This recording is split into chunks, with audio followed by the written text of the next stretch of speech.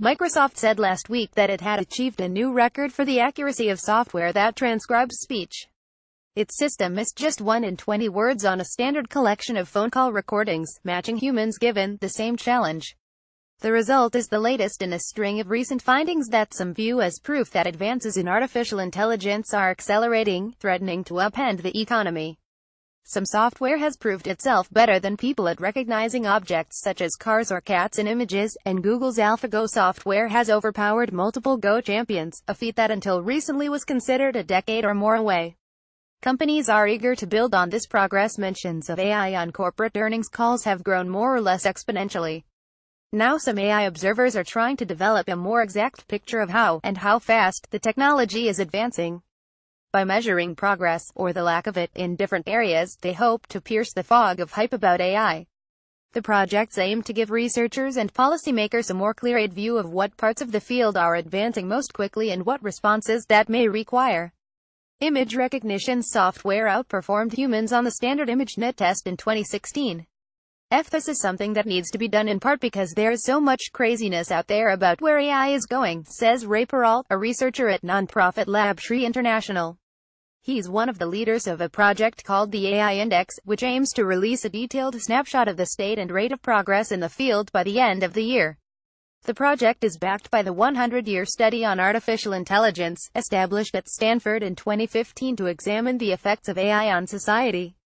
Claims of AI advances are everywhere these days, coming even from the marketers of fast food and toothbrushes. Even boasts from solid research teams can be difficult to seize. Microsoft first announced it had matched humans at speech recognition last October.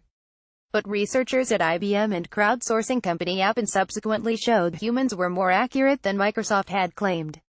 The software giant had to cut its error rate a further 12% to make its latest claim of human parity.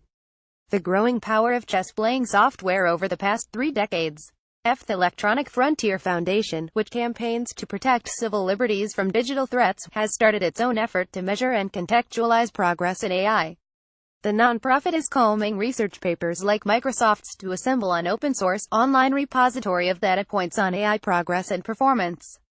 We want to know what urgent and longer-term policy implications there are of the real version of AI, as opposed to the speculative version that people get overexcited about, says Peter Eckersley, F's chief computer scientist. Related stories with projects lean heavily on published research about machine learning and AI. For example, F's repository includes charts showing rapid progress in image recognition since 2012, and the gulf between machine and human performance on a test that challenges software to understand children's books. The AI Index project is looking to chart trends in the subfields of AI getting the most attention from researchers. The AI Index will also try to monitor and measure how AI is being put to work in the real world. Perot says it could be useful to chart the numbers of engineers working with the technology and the investment dollars flowing to AI-centric companies, for example. The goal is to find out how much this research is having an impact on commercial products, he says, although he concedes that companies may not be willing to release the data. The AI Index project is also working on tracking the volume and sentiment of media and public attention to AI. Perot says the project should win a broad audience because researchers and funding agencies will be keen to see which areas of AI have the most momentum, or need for support and new ideas.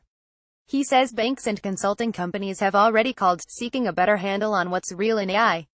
The tech industry's decades-long love affair with Moore's Law, which measured and forecast advances in computer processors, suggests charts showing AI progress will find a ready audience in Silicon Valley.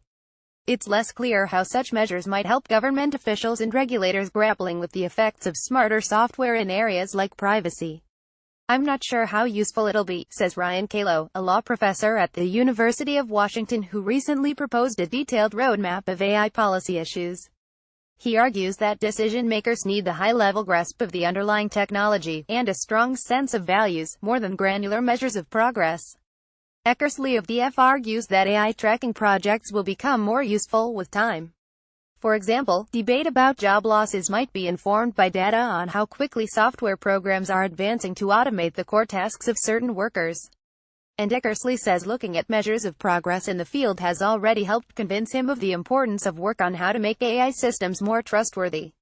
The data we've collected supports the notion that the safety and security of AI systems is a relevant and perhaps even urgent field of research, he says.